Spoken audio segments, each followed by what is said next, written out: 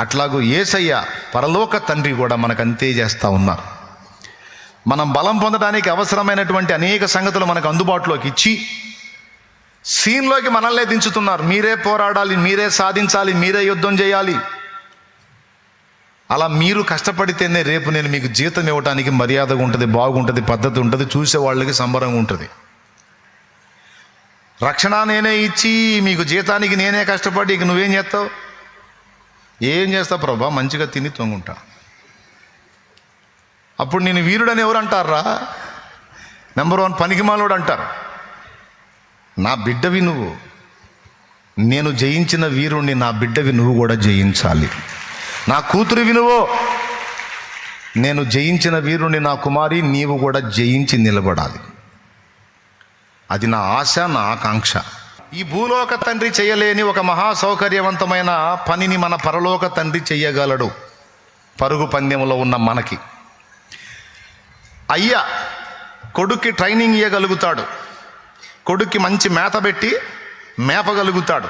సీన్లోకి పోయినాక, రూల్లోకి వెళ్ళిన తర్వాత, గీతల మధ్యలోకి వెళ్ళి వీడు పరిగెత్తడం మొదలుపెట్టిన తర్వాత వీడు పరిగెత్తలేకపోయి ఆయాసపడ్డాడు అనుకో, వాళ్ళ అయ్యా పరిగెత్తుకుంటూ వచ్చి ఏం కాదు బేటా, ఏం కాదు బేటా, కొంచెం రిలాక్స్ అవ్వు బేటా అని ఊరడించి ముందుకు నడిపించడానికి రూల్స్ ఒప్పుకో. అట్లా కుదరదు. తండ్రి ఏదన్నా వాడికి ఉపచారం చేయటానికి రూల్స్ ఒప్పుకోవు. వాడి శక్తి అక్కడ చూపాలి, వాడు పరిగెత్తాలి. ఇది భూమి మీద రూల్. అయితే పరలోక తండ్రి భూమి మీద పరుగు పందెములో, యుద్ధరంగంలో ఉన్న మనకు ఒక సౌకర్యం చేసి పెట్టాడు. ఏంటో తెలుసా? ఒకవేళ పోరాడి నీ శక్తి ఒకవేళ సన్నగిల్లితే ఒక్క పని చేయమన్నాడు నిన్ను. ఒక్క పని చేయమన్నాడు. ఏముంటో తెలుసా? నీ శక్తి నీకు చాలకపోతే నోరు తెరిచి అబ్బా అని మొర్రపెట్టమన్నాడు.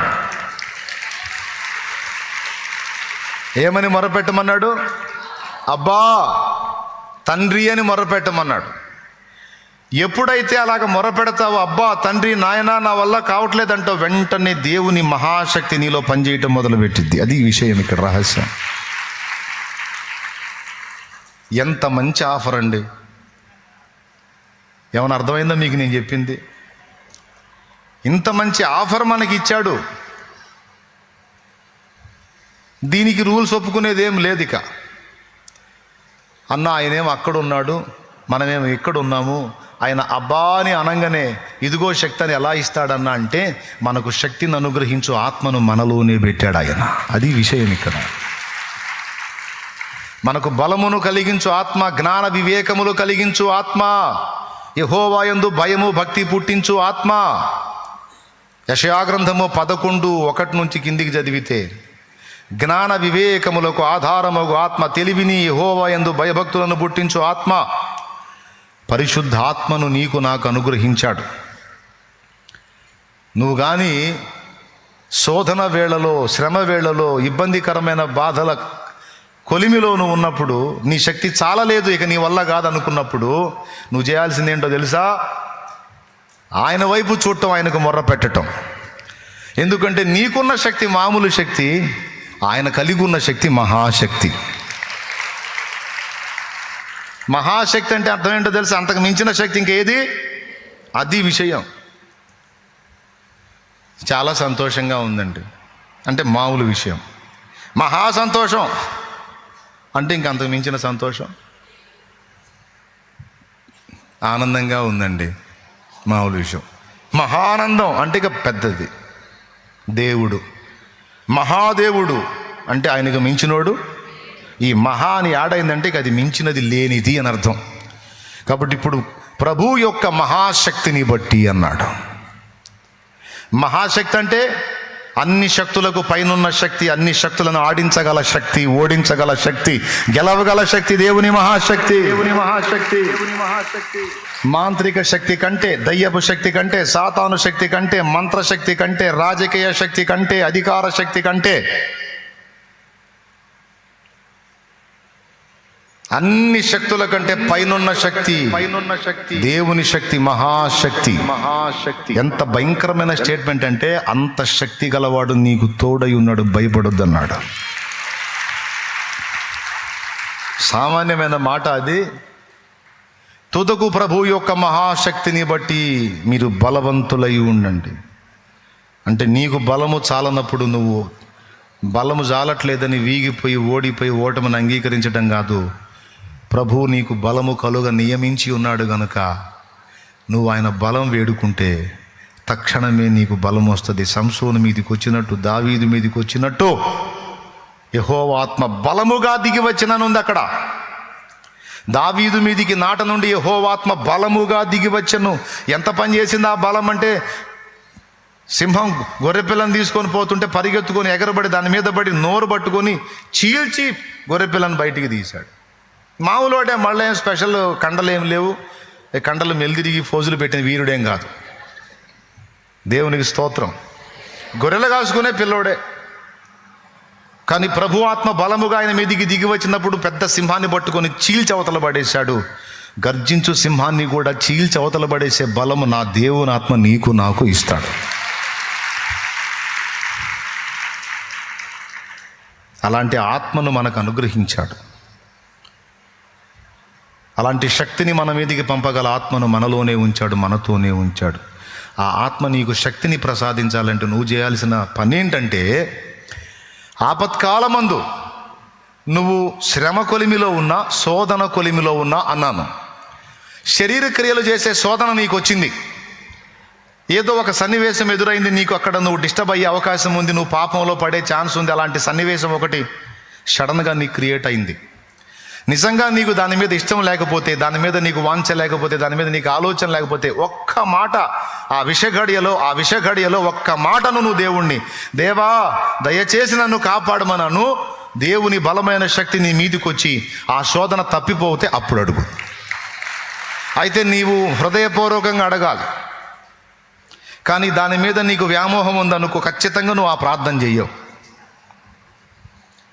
తమ్ముడా నువ్వు చెయ్యవు. అవతల వచ్చి కాస్త హడావుడి చేస్తా ఉందను నువ్వు కూడా అంటావు తప్ప, ప్రభువా ఈ శోధన నుంచి నన్ను కాపాడని అనవు నువ్వు. ఎందుకంటే అది నీకు బాగుంటుంది. లేదు నీకు ఇష్టం లేదా, యోసేపులాగా నువ్వు దాన్ని అసహించుకున్న, ఒక్క మాట అడుగు. నువ్వు నిజంగా కావాలంటే చూడు, ఒక్క మాట అడుగు. దేవా నన్ను కనీసం పరీక్షించడానికైనా అడుగు. దేవా నన్ను తప్పించవా అని అడుగు. ఒక్క మాట అడుగు. నీకు ఆ శోధన తొలగిపోతే అప్పుడు అడుగు. అద్భుతం జరుగుద్ది అక్కడ, అంతే. అయితే ఆ సన్నివేశం నీకు ఎదురైనప్పుడు నీ దగ్గర నుండి వచ్చే రియాక్షన్స్ని దేవుడు అబ్జర్వ్ చేస్తూ ఉంటాడు. ఎందుకంటే మహాశక్తి సంపన్నుడు ఏ స్థితిలో నుంచైనా నిన్ను కాపాడగలడు ఆయన. ఆమేన్, హల్లెలూయా. ఎంతమందికి అర్థమైంది? శత్రువు యొక్క బలాన్ని గురించి మాట్లాడి, వాడి తంత్రాలను గురించి మాట్లాడి ధైర్యం చెప్తున్నాడు. తుదకు ప్రభు యొక్క మహాశక్తిని బట్టి బలవంతులై ఉండండి అన్నాడు.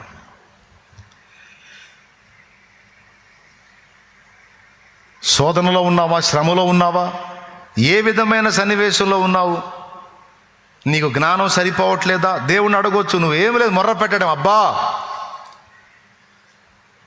నువ్వు ఏ స్థితిలో ఉన్నా, ఏ సన్నివేశంలో ఉన్నా, అయ్యా నాకు ఇక్కడ శక్తి చాలట్లేదు, నా జ్ఞానం చాలట్లేదు, నీ ఆత్మ సహాయమును పంపు, దయచేసి నన్ను కాపాడమని ఒక్క మాట నువ్వు అడిగితే, యేసు నామములో నువ్వు అడిగితే ఆయన శక్తి తక్షణమే నీ మీదికి దిగొచ్చింది. ఇది వాస్తవం. హల్లెలూయా. ఒక పక్క కాపుదల పెట్టాడా, దూతల కాపుదల పెట్టాడా, అన్ని రకాలు నీకు దేవుని పరిశుద్ధాత్మనిచ్చాడా, ఇన్ని చేసి కూడా నీకు ఇంకా శక్తి జాలకపోతే, ఈ పోరాటంలో నువ్వు ఎక్కడన్నా కృంగిపోతే ఒక్క మాట నాకు మొర్రపెట్టు, నేను ఎంటర్ అవుతా సీన్లోకి అంటున్నాడు ఆయన. అందుకే భక్తులు శోధనలు ఎదురైనప్పుడు ఇక అయిపోయాంరా అనుకున్నప్పుడు దేవునికి ఏం మొర్రపెట్టారు. ఆపదలో వారు ఆయనకు మొర్రపెట్టిరి, ఆయన వారి మొర్ర ఆలకించి వారిని విడిపించెను. వారున్న బాధలన్నిటి నుండి వారిని విడిపించెను. ఎంత అద్భుతమైన మాట అంటే, ఎంత అద్భుతమైన మాట అంటే నిరంతరం చదువుకోవాల్సిన మాట అది. బలవంతుడు శక్తివంతుడైన దేవుడు నీకు తోడై ఉన్నాడు. ఏం భయపడాల్సిన అవసరం లేదు. నీ శక్తి చాలేదా, నీ జ్ఞానం చాలేదా, నీ బలం చాలేదా? నీ ఐడియా పనికి రాలేదా? నీకు తెలివి చాలేదా? నీకు సామర్థ్యం చాలేదా? Don't worry. అవన్నీ మిక్కటముగా కలిగి ఉన్న దేవుని వైపు చూసి ఒక్క మాట అడగటం నేర్చుకున్నావు. ఎలాంటి సిచ్యువేషన్లో, ఎలాంటి సన్నివేశంలో. ఇవన్నీ నేను ప్రాక్టికల్గా అనుభవించకుండా చెప్పట్లా. భయము కలిగిన వేళ దేవుణ్ణి ఆశ్రయించా. నా అనుభవం చెప్తున్నా. భయము కలిగిన వేళ దేవుణ్ణి ఆశ్రయించా. దేవా, ఇదిగో ఈ వార్తను బట్టి నేను భయపడుతున్నాను. ప్రభువా, నన్ను కనికరించు. ఈ సమయంలో నాకు ధైర్యం ప్రసాదించు, నాకు బలమి, నన్ను బలపరచంటే దేవుని మహాశక్తి నా మీదికి దిగి వచ్చింది. అప్పటిదాకా కలత చెందిన నేను ఆ తర్వాత మళ్ళా తిరిగి తెప్పరిల్లి మళ్ళా నార్మల్ పొజిషన్కి రావటం అనేది అనేక సార్లు చూశా. ఈ సమయంలో మీకు తెలుసా, అసలు నాకు మహాసిగ్గు. అసలు ఇక్కడ నిలబడి దేవుని వాక్యం, ఇక్కడ కూర్చొని దేవుని వాక్యం చెప్పటం ప్రపంచ 7 వింతల్లో ఇది 8వ వింత. దేవునికి స్తోత్రం. ఎందుకంటే అంత సిగ్గు. ఆడోళ్ళు వేదిక దగ్గరకు వచ్చి మైకు తీసుకొని సాక్ష్యం చెప్తుంటే వీళ్ళకి ఎంత ధైర్యం. కనీసం మందిరంలో కానుకేయటానికి లేచి వెళ్ళేటప్పుడు కూడా దాక్కొని పోయి గుట్టుగా వేసి వచ్చేవాడు. అంత సిగ్గు. అలాంటి సిగ్గు శరం లేకుండా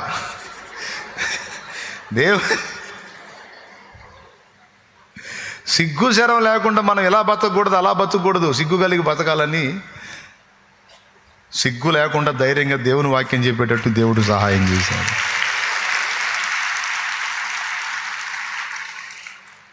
ఎన్నిసార్లు నాకు బలమును దయచేశాడో కృంగిపోయిన వేళల్లో అధైర్యపడిన. నేను చెబుతున్నా, వాడు ఎంతటి మంత్రగాడైనా, ఎంత తంత్రగాడైనా, ఎంతటి ప్రయోగ శక్తి కలిగిన వాడైనా ఎలాంటి దురాత్మను నీ మీద వదిల్లే.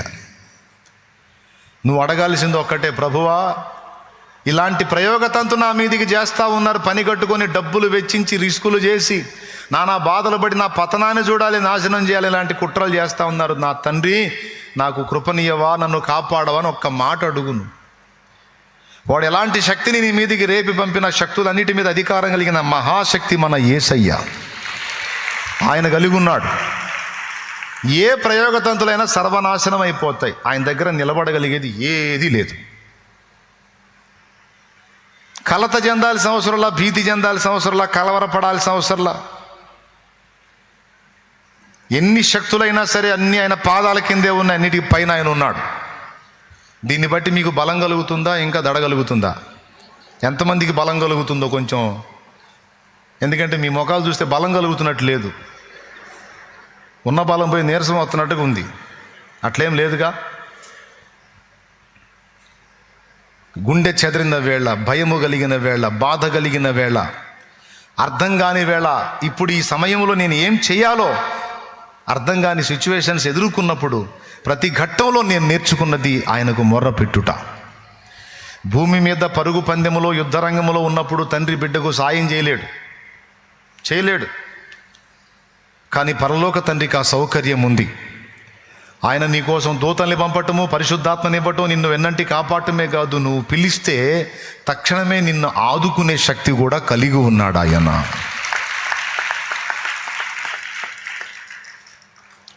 మీలో కొంతమందికి ఒక డైలాగ్ వచ్చింది, అట్లయితే చాలా రోజుల నుంచి పిలుస్తున్నామని, నన్ను ఎందుకు ఆదుకోలేదని. చాలా రోజుల నుంచి పిలుస్తున్నానన్నా, నన్ను ఎందుకు ఆదుకోవటంలా మరి దేవుడు అని. దానికి కొన్ని కారణాలు ఉన్నాయి. ఒకటి, ఆ శ్రమానుభవం నీకు అవసరమైనప్పుడు నువ్వు మొర్రపెట్టినను అవసరతను బట్టి మౌనం వహిస్తాడు. అర్థమైందా నేను చెప్పింది? మనలో కొన్ని దేవుడు అనుగ్రహించిన శక్తులు ఉంటాయి. దేవుడిచ్చిన శక్తులు మనలో. ఆ శక్తులు, దేవుడు మనకు అనుగ్రహించిన ఆ ప్రభావం మనలో నుంచి బహిర్గతం కావాలంటే కొంచెం నలుగుడు అవసరం మనకు ఒక్కోసారి. ఆ నలుగుడు మనకు ఏర్పడినప్పుడే మనలో నిద్రాణమై ఉన్న శక్తులు మేలుకుంటాయి. ఇది ఒక రహస్యం. దేవునికి స్తోత్రం. ఒక్కొక్క విధమైన నలుగుడితో మనలో ఒక్కొక్క పవర్ మేలుకుంటుంది.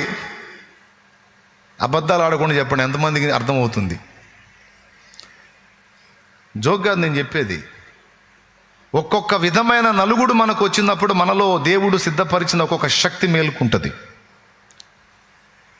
ఏమండి, దేవుడు అంత శక్తి కలిగినోడు, సైతాను శక్తులు అంతగా చేసినోడు నిన్ను అసలు శక్తి లేకుండా చేస్తాడా? నీకు నాకు కూడా శక్తులు ఇచ్చాడు ఆయన.